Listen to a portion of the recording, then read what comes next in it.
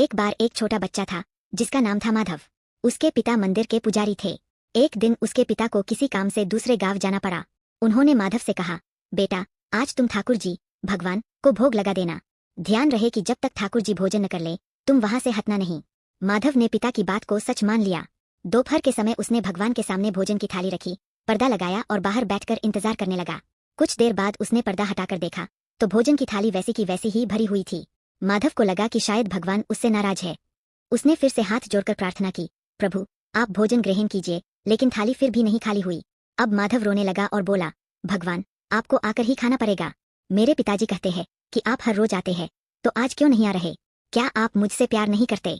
अगर आपने नहीं खाया तो पिताजी मुझे डांटेंगे। बालक की पुकार इतनी सच्ची और भोली थी कि साक्षात भगवान को एक छोटे बालक के रूप में प्रकट होना पड़ा। भगवान माधव के सामने बैठ गए और बड़े प्रेम से सारा भोजन खा लिया।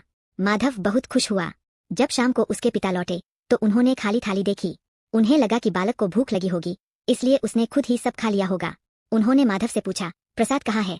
माधव ने मासूमियत से जवाब दिया, पिताजी आज तो भगवान को बहुत भूख लगी थी, उन्होंने सारा खाना खा लिया। पिता को विश्वास नहीं हुआ। अगले दिन उन्होंने छिपकर देखा।